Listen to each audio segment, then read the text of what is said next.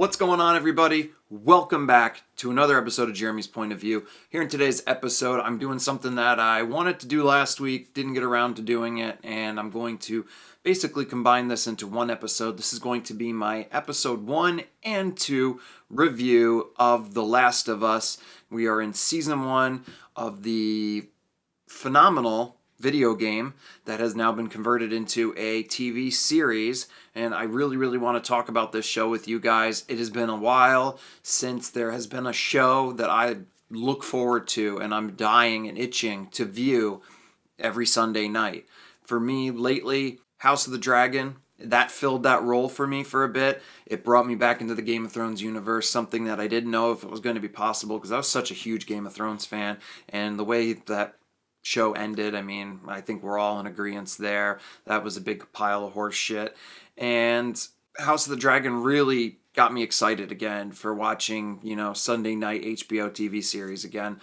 And now here we are with The Last of Us. We've got episode 1 and episode 2 both out. I watched them both as they premiered. But before we dive into everything, please hit that like button, subscribe to the channel, and also check out the description box below. You guys will find my sponsor for the video today, which is Arcadian. Arcadian makes fantastic goat's milk soap, bath bombs, body sprays, beard oils, wonderful products that are 100% naturally made with essential oils, and I use all the products myself. So if you use the code JeremyPOV10, you'll save 10% off your order today. Once again, it's in the description box below. You guys can also find my Teespring store, which you guys can find wonderful products like this mug on my Teespring store, and those proceeds go towards funding the channel and helping me continue to broaden out and make better content for you guys as we move forward.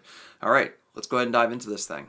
So now that we've got episodes 1 and 2 of The Last of Us out of the way, is this show worth your guys' time? Is it something that you should invest into every single Sunday? And I am really happy to come on here and tell you guys it damn sure is. This show is beautifully crafted.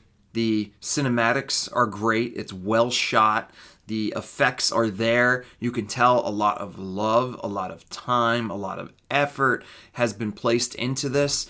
And it so far has been extremely on point with the source material, which is something that I can truly appreciate. The Last of Us video game is just such a well-crafted game, just in general. The story is fantastic. The game is fantastic. There's a reason why it won so many awards, and it is such a critically acclaimed video game. So now, turning it into a TV series, we've got Neil Druckmann, who's behind the video game, also in here. He also directed the second episode, which I thought was very well directed. And we're seeing a lot of similarities between the game and the TV series. And I think that is what one of the biggest positives of the show has been so far. They're not trying to rewrite or reinvent the wheel when it comes to turning this TV series, into something great.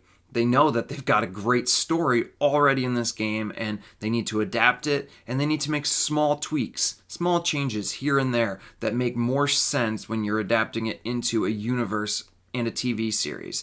Obviously, in the game, there's long treks of exploration, and, you're not going to go into a room and look for a key. There's things you can't pull over from a video game, obviously. So I've appreciated just how well they've stayed with the source material, how closely it has, emulated the video game thus far. And I also like the subtle changes that they have made, especially here in the second episode. The second episode, like I said, was directed by Neil Druckmann. I think it was a perfect episode for him to direct, being that he was the one behind, the video game. He was the one, he knows this world. He knows what goes on in this episode to a T. And some of the changes, I'm going to warn you guys a little bit, there are some spoilers here. One of the changes I really liked was that they went away from this whole spores idea in the air, and they incorporated this idea in this episode that the strings and the fungus, it actually travels underneath the ground and can go for miles. And if you step on something in a certain point over here, you might wake the infected a mile away on the other side of the city. You don't know. So I enjoyed the way that they made that alteration, they made that change. It makes sense when it comes to the fungus, when it comes to the world building in this show. It works really, really, really well. We had a big character death in this episode. If you know the video games, then you kind of knew where things were going with the episode.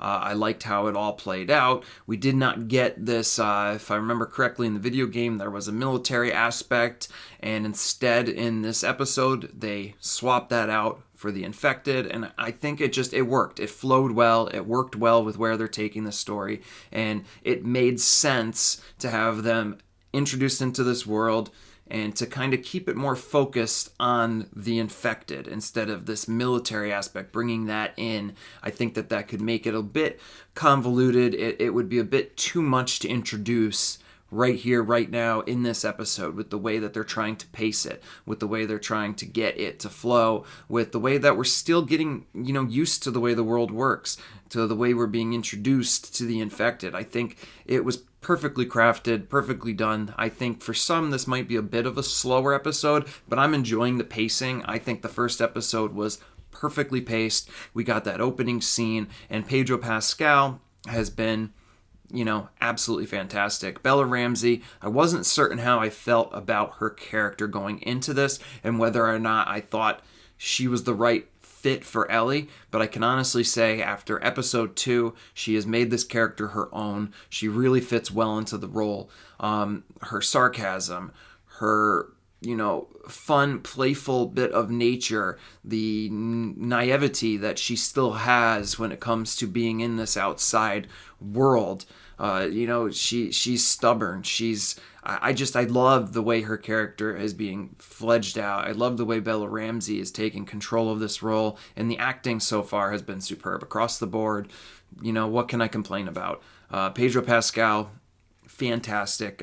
Fantastic casting choices for this TV series, and having them carry these two roles, I've got complete confidence going the rest of the way in the show. Now, hopefully the writing and hopefully, the visuals, the story itself can continue at the pace it is, because right now this TV series is fantastic. This may be the best adaptation from a video game I have ever seen, and the show is it's got a lot going for it.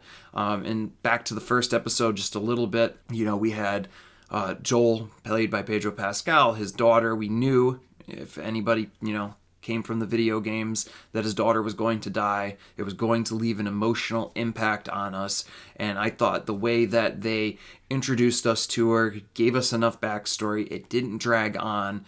We understood the relationship Joel had with his daughter, how important she was in his life, and even though I knew it was coming, it still hit me. It still emotionally affected me. I felt the pain Joel felt by the end of the episode. And in the later parts of the first episode, I understood Joel's, isolation, him disconnecting himself from ever caring that much about anyone or anything again. I get it. And you slowly in episode 2, you see at points, and I think you get it from just facial expressions from Pedro Pascal, these moments where you see where he wants to open up. The man that was in there before, the one that loved his daughter, this man that cares is still there, but he's buried so deep that it's slowly that facade, that exterior that he has built up to protect himself from ever caring again is slowly starting to fade away. Very little. We're still early in the show. We're still early in the connection that he's going to build with, Ellie throughout the season. It's just, like I said, expertly acted, expertly written. The visual effects were great. We got introduced to the clickers in this episode. I thought that they were fantastic. The way they moved was great. The clicking, the suspense in the episode. I've got nothing but positive things ultimately to say. I don't want to ramble on too much with you guys here, but I did want to give you guys my overall thoughts on episode 1, episode 2. I think the show is fantastic so far. If you have not taken the time to go watch it, go watch those episodes. I promise you, if you're into this kind of a TV series, if you're a fan of the game, you will be hooked and you will be tuning in every single Sunday night on HBO. I think this show is great. I think HBO has a hit on their hands, and I hope it continues in the direction it is going. I'm pumped, man. I get excited when I get to watch good cinema, good TV series, stuff that really pulls me in. And when I'm watching it, I know I'm watching something special. You know, like I told you guys when I was looking at the trailers for this, the creator of Chernobyl is what ultimately gave me a lot of hope going into this. And in episode 2, one last thought on that, the opening scene, we're getting these flashbacks. So episode 1 started with the flashback from before leading up to everything. In this episode, we once again get a flashback of prior to the infection or right at the start of it. And we see this woman get taken out of a cafe and she thinks she's under arrest. And ultimately, she's been pulled aside because of her expertise in fungus. And you see this scene where she's examining this body and comes to realize that these mushrooms, literally this fungus, has spread to humans, something that it wasn't able to prior do. And her response and just the way that entire opening thing was shot really brought me back to when I was watching Chernobyl. It really had a lot of similarities. And when she turned to the guy and, you know, he wants, is there a vaccine? Is there a way for us to stop this? And she says, bomb the entire city. You need to bomb all of it, kill everyone. Like, literally, that is the only way you're going to prevent the world from ending. And you can see the pain in her face when she just wants to go home and spend whatever time is left with her family, because knowing what she knows as a specialist in this fungus, if it's spread to humans and it's causing this, and there's others, up to 14 others that they talked about missing, possibly bit, possibly infected, out there spreading this, you know, she understands the damage and what this could ultimately do. And I thought it was a really well shot. I hope that they continue with the backstory, kind of starting these episodes with a jump back in time to kind of give us some more context. I like that they're going to different parts of the world. This took place, I'm not sure, India. Excuse me if I'm wrong in the culture or whatever it was, but I enjoyed it. I really liked it. It brought me back to Chernobyl. It gave me that feel, and I think this show, like I said, expertly crafted. I'll stop rambling, guys. So you guys ultimately let me know what you think in the comment section below. What have you thought so far? Have you guys enjoyed just how faithful this show has been to the video game thus far? Have you liked the changes that have been made, even though they've been pretty small? Once again, let me know. Comment section below. Smash that like button. Subscribe to the channel. And I'll see you guys on the next episode of Jeremy's Point of View. Until next time, peace.